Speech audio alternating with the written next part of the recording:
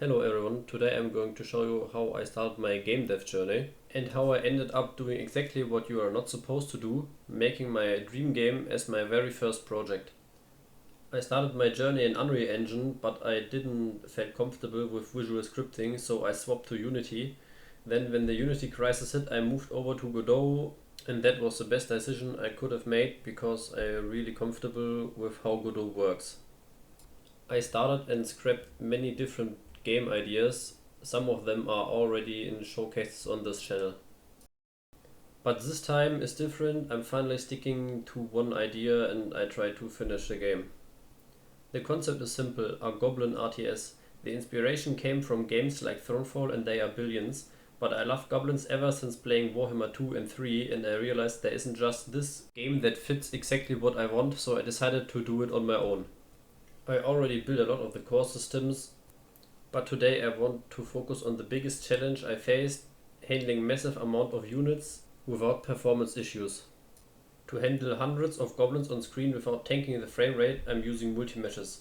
This groups them all together into a single draw call rather than having 500 separate draw calls for each individual unit. For movement, I originally built a GPU flow field similar to this video, which you should definitely check out. But I kept running into issues and constantly had to rework it. So I decided to scrap it and go with a much simpler approach, no pathfinding at all. For player units it's pretty straightforward. You select them, click and they follow your movement orders using a basic queue system. The enemies are even simpler, they just walk in a straight line directly toward your main building. This means I can't have mountains or obstacles that block the path, but player buildings are fine because the enemy will just try to destroy them anyways. To animate these multi-mesh units, I initially used vertex animation textures, but since I'm going for a low poly art style, I wanted something simpler, so I switched to a different system. I broke my units down into separate body parts, where each part is its own multi-mesh driven by the main body.